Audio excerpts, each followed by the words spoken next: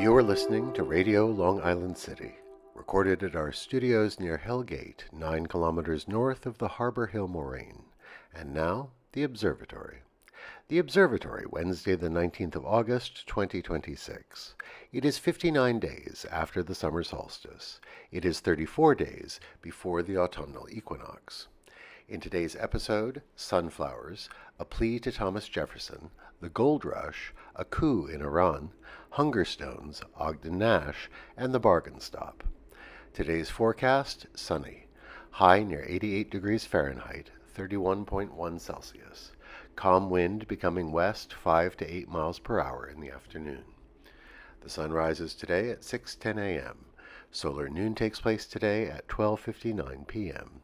The sun sets today at 7:48 p.m., civil twilight ends at 8:17 p.m., and nautical twilight ends at 8:52 p.m. The length of daytime today is 2 minutes, 26 seconds shorter than yesterday. The moon reaches its first quarter today at 10:46 p.m. The moon rises today at 11:47 p.m., and then it sets at 11:02 p.m.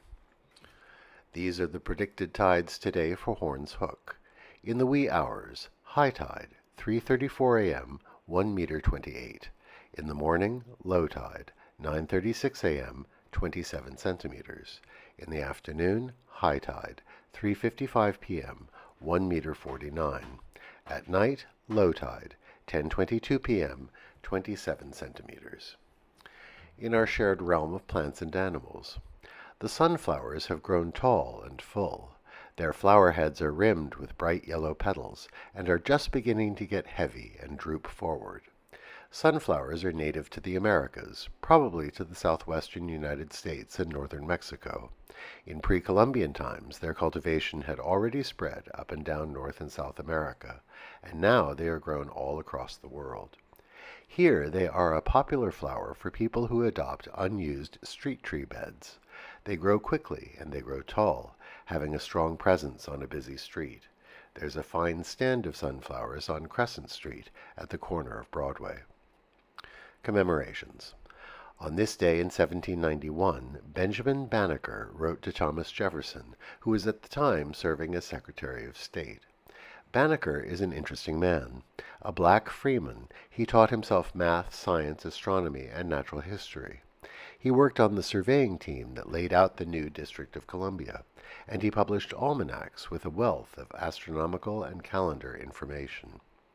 On this occasion he sent a draft of his almanac to Jefferson, but he included a plea for black people in the new nation to be included in the concept that all men are created equal.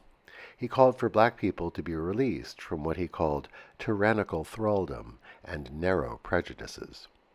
Jefferson wrote a polite note in reply, acknowledging Banneker's arguments, but regretting the time was not ripe to put them into action. On this day in 1848, the New York Herald reported the discovery of gold in California. It launched the gold rush. A somber anniversary. On this day in 1953, the United States and Great Britain overthrew the democratically elected Prime Minister of Iran, Mohammad Mossadegh. That coup established the autocratic rule of the Shah and protected Western oil interests. It also set the stage for the 1979 revolution that would topple the Shah and lead to the oppressive rule of the Ayatollahs. On this day in 2022, a vast drought across Europe led to falling river levels, uncovering so-called hunger stones that warn of famine. Sunk deep in the riverbeds, they bear inscriptions only visible when water levels are at historic lows. One such stone in the Elbe River reads, "If you see me, then weep." Only 4 years later, as Europe has seen unprecedented extreme heat waves all through this summer, the stones are again exposed, a sobering warning about the climate change that is upon us.